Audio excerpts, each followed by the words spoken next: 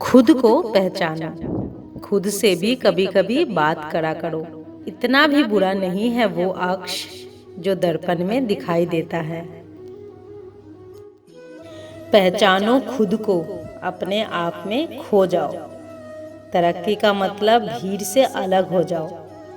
जो दुनिया चढ़ते सूरज को सलाम करती है, पछाड़ो चांद सूरज को, तुम फलक हो जाओ।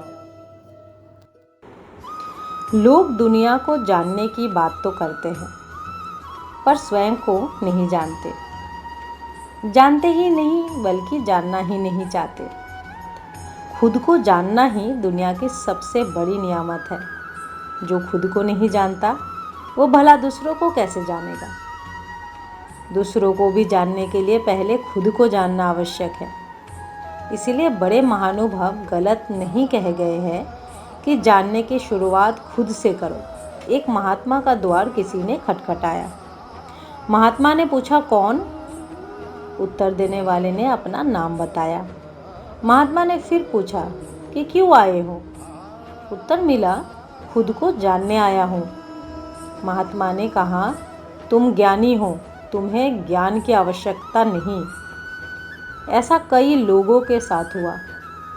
लोगों के मन में महात्मा के प्रति नाराजगी छाने लगी। एक बार एक व्यक्ति ने महात्मा का द्वार खटखटाया। महात्मा ने पूछा, कौन? उत्तर मिला, यही तो जानने आया हूँ कि मैं कौन हूँ। महात्मा ने कहा, चले आओ। तुम ही वो अज्ञानी हो जिसे ज्ञान की आवश्यकता है। बाकी तो सब ज्ञानी थे।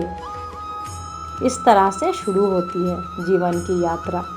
अपने आप को जानना बहुत आवश्यक है। जो खुद को ही नहीं जानता, वो किसी को भी जानने का दावा नहीं कर सकता। लोग झगड़ते हैं और कहते हैं, तू मुझे नहीं जानता कि मैं क्या क्या कर सकता हूँ, मैं कौन हूँ। इसके जवाब में सामने वाला भी यही कहता है। वास्तव में वे दोनों ही खुद को नहीं जानते, इसलिए ऐसा कहते हैं। आपने कभी जानने की कोशिश की कि खुदा और खुद में ज़्यादा फर्क नहीं है? जिसने खुद को जान लिया, उसने खुदा को जान लिया। पुराणों में भी कहा गया है कि ईश्वर हमारे ही भीतर है, उसे ढूंढने की कोई आवश्यकता नहीं। सवाल ये उठता है कि अपने आप को जाना कैसे जाए। सवाल कठिन है, पर उतना कठिन नहीं जितना हम सोचते हैं। ज़िंदगी में कई पल ऐसे आए होंगे जब हमने अपने आप को मुसीबतों से घिरा पाया होगा। इन क्षणों में समाधान तो क्या, दूर दूर तक शांति भी दिखाई नहीं देती। यही क्षण होता है खुद को पहचानने का। इंसान के लिए हर पल परीक्षा की घड़ी होती है। परेशानियां मनुष्यों के भीतर की शक्तियों को पहचानने के लिए ही आती है। मुसीबतों के उन पलों को याद करें तो आप पाएंगे कि आपने किस तरह उसका सामना किया था। एक एक पल भारी पड़ रहा था, लेकिन आप उससे उबर गए। आज उन क्षणों को याद करते हुए शायद सिहर जाए, पर उस वक्त तो आप एक कुशल योद्धा थे जिसने अपने पराक्रम से वो युद्ध जीत लिया। खामोशियों में आवाज़ें है दबी, भीड़ में छुपा है कहीं।